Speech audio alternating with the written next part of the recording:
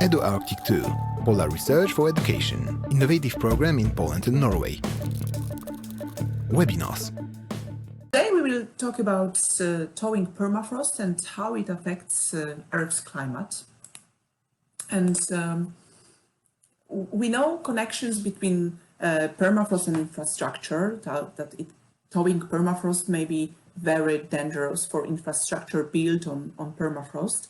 But in this lesson, we will focus rather on relations between climate and permafrost. So first we will find out how permafrost is changing due to climate change, but also how it may affect the dynamics of climate change. And we will make some calculations, assumptions, how much greenhouse gases could be released to the atmosphere due to warming of permafrost. So first I would like to ask you to do the small exercise and to, if you haven't heard about permafrost before, try to guess what it is. Try to guess the meaning, taking into account the name permafrost. It comes from two words or two parts, permanently and frozen. If you have your worksheet printed, you may do the task number 1 in the student's worksheet. If you want, you may also write the definition in the chat, and I will be happy to see that. So some time to write it down, and then I will show you the definition.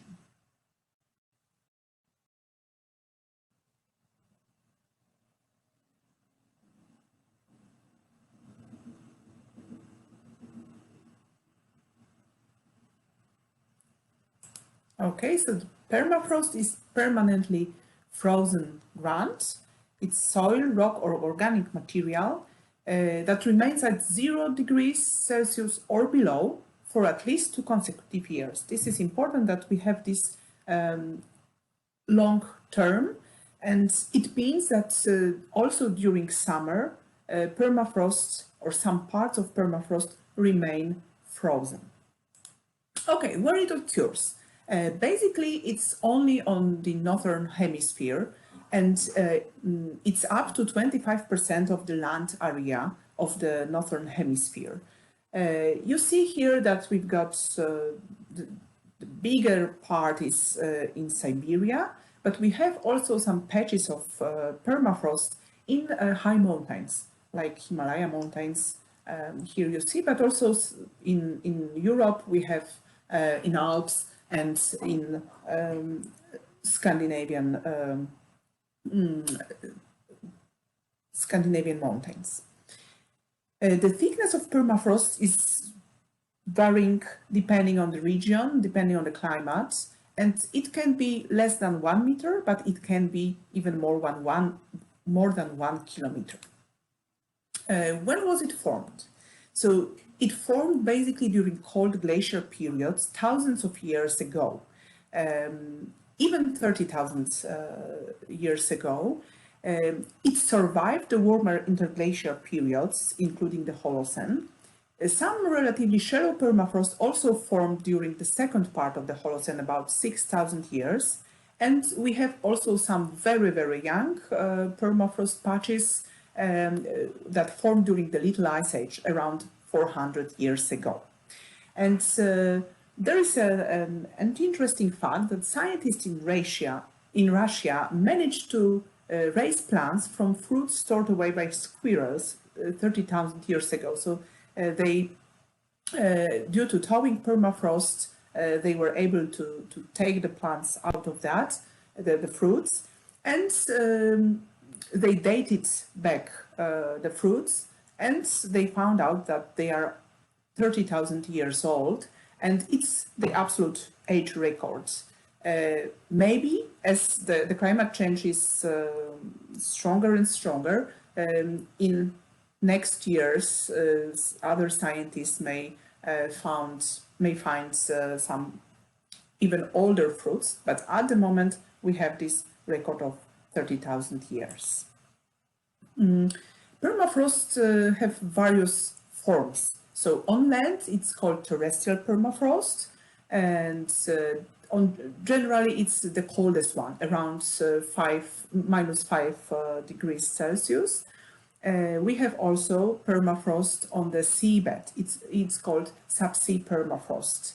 And it's the warmest one, so the temperature is close to 0 degrees, and it mainly covers large areas of the Arctic continental shelf.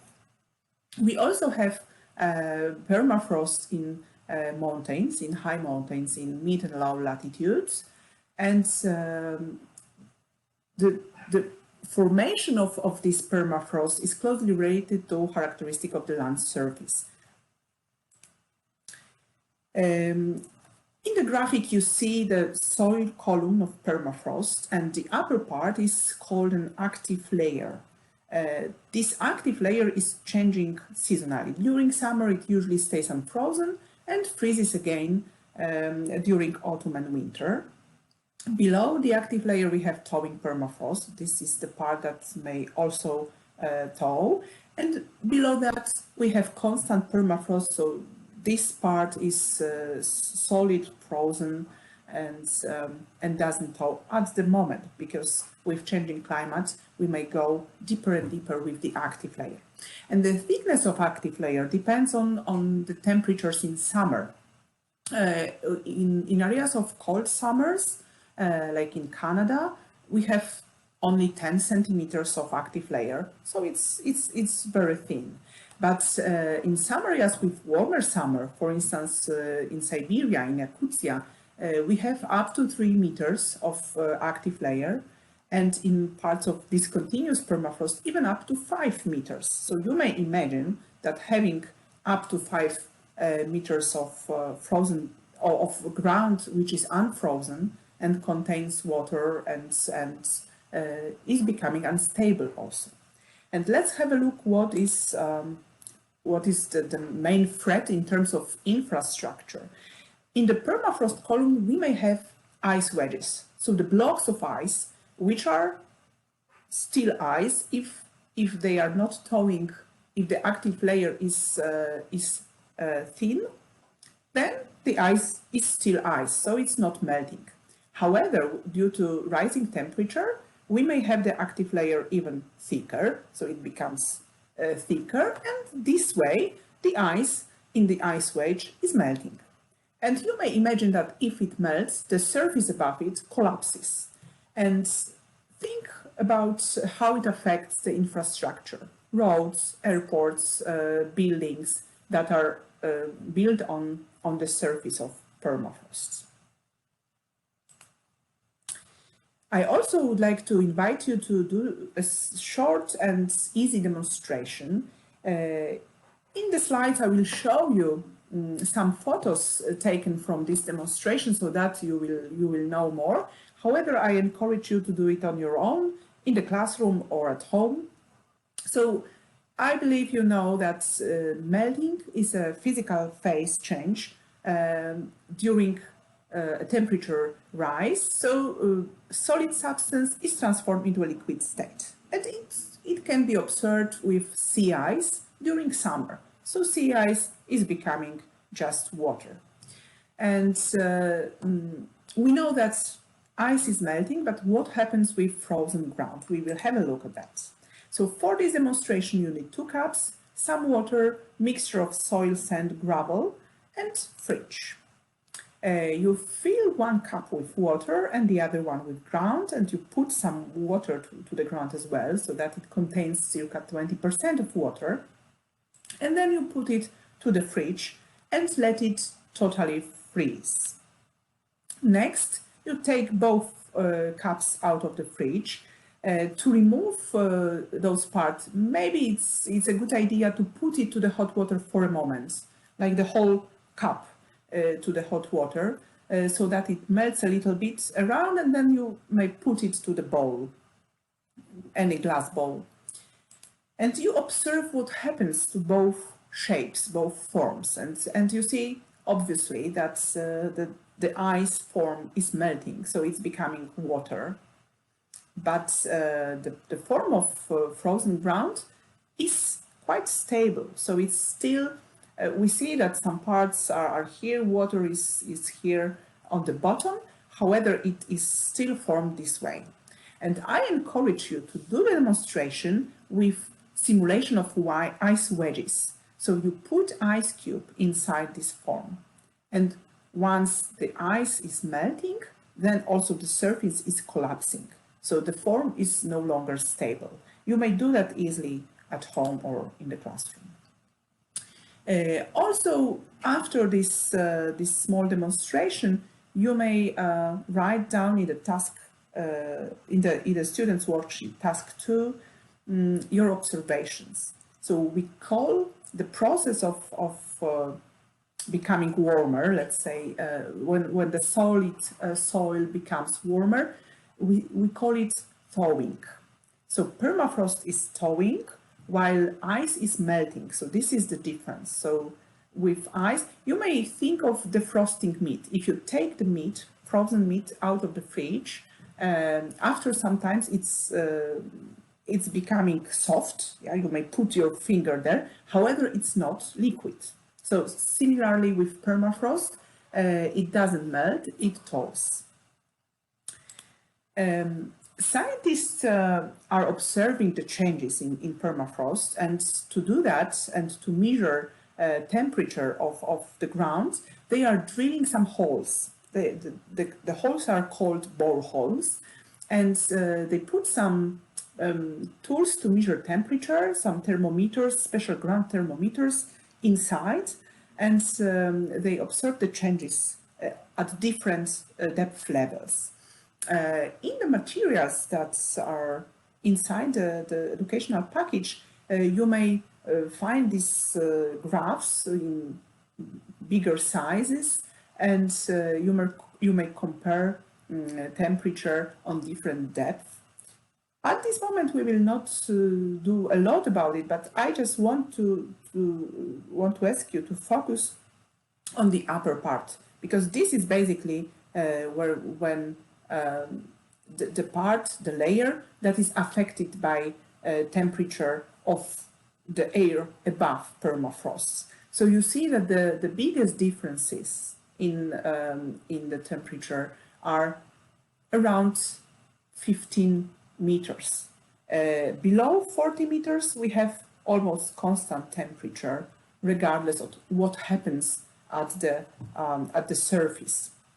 Similarly here, these are both boreholes from Canada, and the observations were made starting from 1993 and till 2010, and we see here different observations, but also we see that the biggest changes are in the upper part, up to 10-15 meters. Okay, why is it important? Why do we care about how deep the active layer is? You must consider that permafrost formed thousands of years ago, and it may contain organic matter that didn't decay previously because of the cold. So it was frozen quickly enough not to decompose the carbon from this organic matter. And permafrost acts like a lid, so it's locking the frozen carbon deposits deep below ground.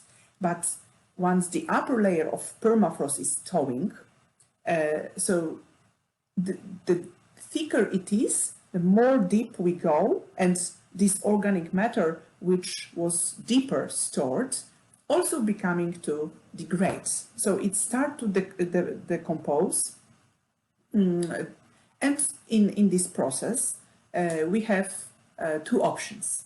Either we have release of carbon dioxide when there is enough oxygen, and if there is no oxygen, then then from this organic matter we have methane that is released from that.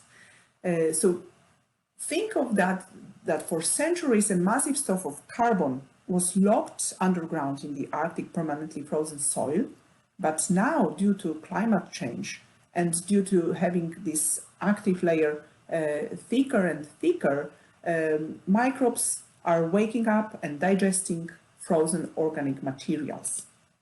Why is it Why is it dangerous? I will show you.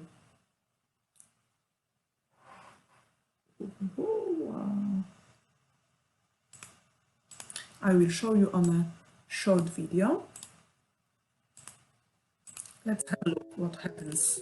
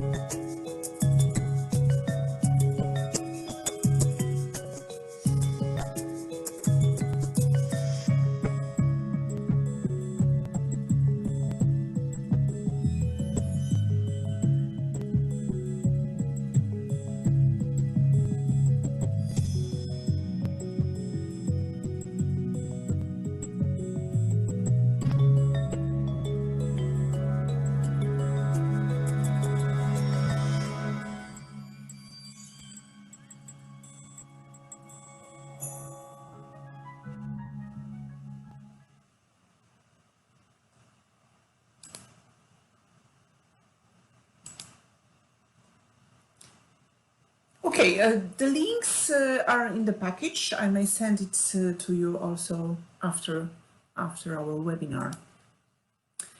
Okay, so we heard about methane and why to care about methane, why it's so dangerous. So at the moment, the content of methane in the atmosphere is relatively small. So it's below 2 parts per million. But it's responsible for 4 to 9% of the greenhouse effect. So having only 2 parts per million, around 5% of greenhouse effect is due to methane. And if we compare it to carbon dioxide, CO2, concentration is about 400 parts per million, but it's responsible for 9 to 26% of the greenhouse effect. So it means that methane is up to 80 times more potent than CO2, because even small part of the atmosphere, if it's methane, it's generating big greenhouse effect. We also say that methane is in short term dangerous. Why in short term? Because the lifetime of methane is quite short comparing to CO2. So it stays in the atmosphere about a decade, so about 10 years. And then it's becoming, it's being oxidized and becoming CO2. However, this CO2 is remaining in the atmosphere for much longer. So even though we do not have methane for centuries, but from methane we obtain CO2 which remains for much longer. So how much does it affect the climate change, and what may happen if we introduce, or not we, but it's natural process, but we have this release of greenhouse gases to the atmosphere. So also if you have the students' worksheets printed, you may go to task number 3, and we will now speak a little bit about positive feedback loop. So I bet you know what is the positive feedback loop. You may write it down, your definition, in the worksheet. You may also think if it's a good thing or a bad thing, and maybe you know some examples of that. So I will give you some time to fill it in the worksheet. And also I'm very curious if you may write some examples of positive feedback loop that you know from natural processes.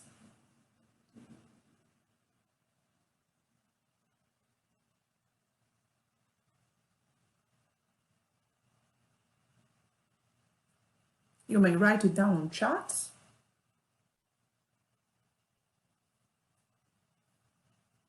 or if you want, just fill it in the worksheet.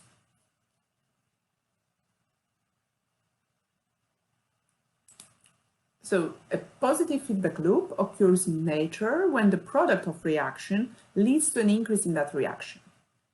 What it means? Basically, positive feedback loops amplify changes. So it makes the changes even bigger and bigger. And it tends to move a system away from equilibrium state and make it more unstable. Do you know any examples of that? One example will be, of course, with permafrost, but we may also compare it to the case of melting sea ice. So, due to climate change, the sea ice extent is becoming smaller and smaller, and due to that decreasing extent, we may have more water surface that becomes much warmer than sea ice, because sea ice has a high albedo, so it has this potential to reflect back sun radiation. But water warms much more and much faster. So it means that if we have less sea ice, then it's much more water that is warming faster, and the faster the water warms, the faster sea ice is melting. So this is like constant change, and the changes are amplified here. Okay, and I would like to show you one example of very organic rich permafrost. It's Jedoma. Scientists assume that about 2% of mass of the whole permafrost is carbon. So we have Jedoma in cold regions of eastern Siberia, northern Yakutia, but also in Alaska and the Yukon. And scientists are calculating or maybe making some assumptions, in fact, how much carbon is trapped in this time of permafrost. And they assume that we have more than 200 gigatons, even up to 450 gigatons. And that much carbon is multiple of the amount of carbon released into the air each year due to burning of fossil fuels, so due to anthropogenic emissions. So if we compare it, and if we know that thawing permafrost due to climate change is something that we cannot easily stop, and this is a natural process that will continue, we should add all these emissions from thawing permafrost to anthropogenic emissions, and we have this effect much stronger. So scientists know that luckily all this carbon deposit trapped in permafrost will not be revealed immediately. So it may take dozens or even centuries, thousands of years, centuries. They are elaborating various numerical models to estimate how much carbon will be released from thawing permafrost and in how many years. However, all these estimations are not very accurate because we do not know what kind of scenarios of temperature increase we will have, because they are strongly dependent on humans' decision regarding, for instance, energy use and the sources of energy. So that's the reason why scientists are offering various models, various assumptions based on various scenarios of what will happen with the production of energy and the anthropogenic emissions.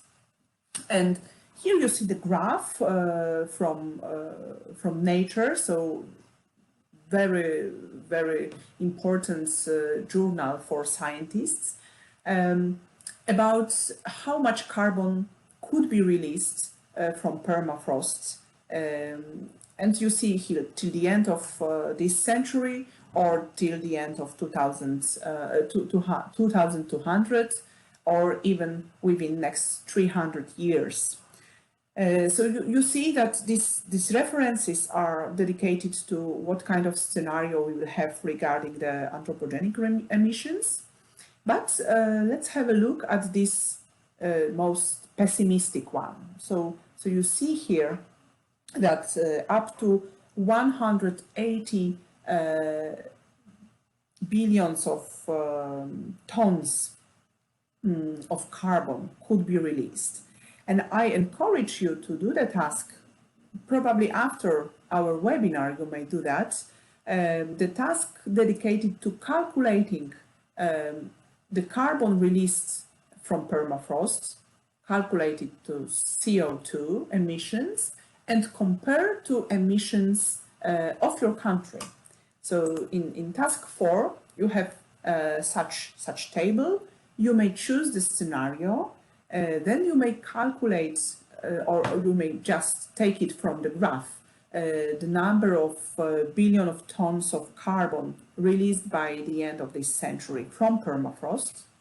If you want to calculate it to CO2, you should multiply by 3. It's a rough estimation, but it's good enough to have it. So, for instance, for this the most pessimistic scenario, if we have 180 billion tons till the end of the century, it's tons of carbon, it will become 540 billion tons of CO2. Where to find information on your how much is your country producing? There is a very useful website. It's ourworldindata.org, and you may check CO2 emissions to take it for the calculations. In the package you have the link, and in the material, in the worksheets, there is the link as well. And you may check that, for instance, we have here data for the last year, 2020. We had,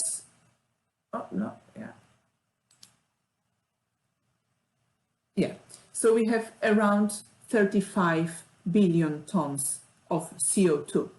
So we just calculated that till the end of the century, from permafrost in the pessimistic scenario, we will have 540, and here yearly we have 35. So you see that it's much more could be released from permafrost. And what is important, it's something that is summing up. So it's not either emissions from permafrost or anthropogenic emissions, but it's all together. To do the exercise proposed in the worksheets, you may click on map and you may choose your country. So for instance, if you are from Poland, you have this information that it was around 300 million tons in 2020, in the year 2020. So you may calculate that during the next 80 years, how much CO2 will be released. Here we have already CO2, so you do not need to multiply that by 3. You are just using this number. So 300 million tons of CO2 till the end of the year, assuming that we will not change anything. So neither it will be higher nor lower. So we will stay at the level of last year. We will have around 24 billion of tons.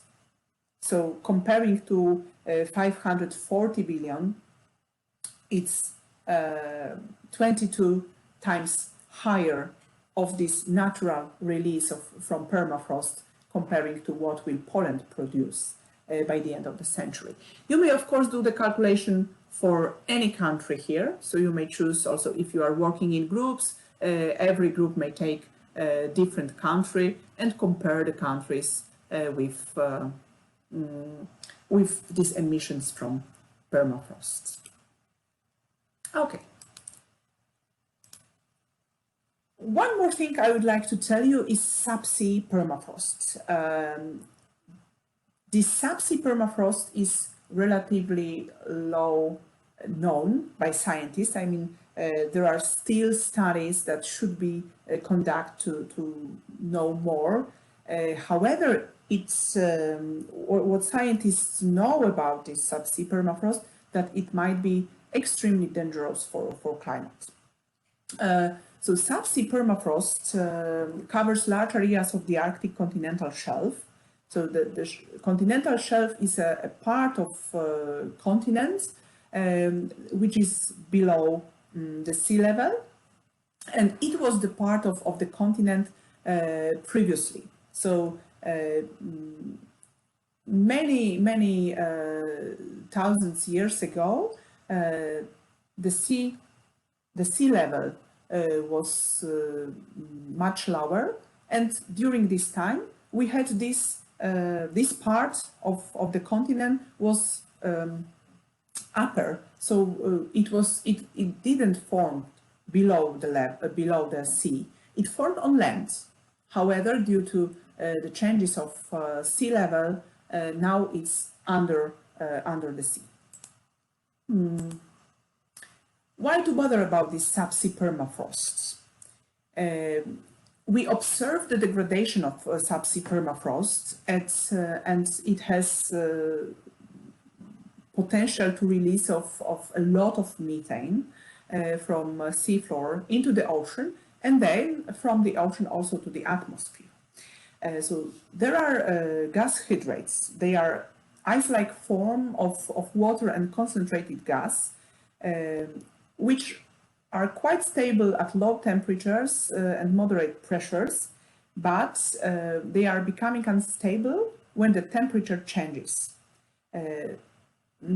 Scientists assume that these gas hydrates are the biggest parts of that are in the shelf of the Arctic, in the Arctic Siberian impact of the Arctic. And methane is the most common gas sequestrated in hydrate deposits. So with thawing permafrost, with warming seabeds, we may observe the breakdown of gas hydrates and the release of methane. As methane, you remember that I told you that methane is much potent than CO2. So the escape of methane to the atmosphere can strongly accelerate global warming. And again, we are coming back to the positive feedback loop. So where it occurs? The East Siberian Arctic shelf is the largest and shallowest shelf in the world's ocean, with the area around 2 million square kilometers.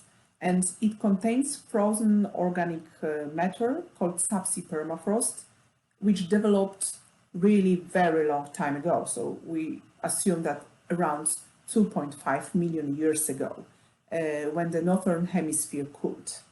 And beneath the shelf, we've got the largest pool of methane gas, as scientists assume to exist in the world. And scientists compare the upper parts of the permafrost to the cork in the bottle of champagne. So the gas is produced below that. So the methane, due to the warming, it's breaking from hydrate and becoming gas. And it's bubbling and waiting there to go up. However, if we have the constant subsea permafrost, it acts as a lid. So it's a surface that prevents from going this gas up.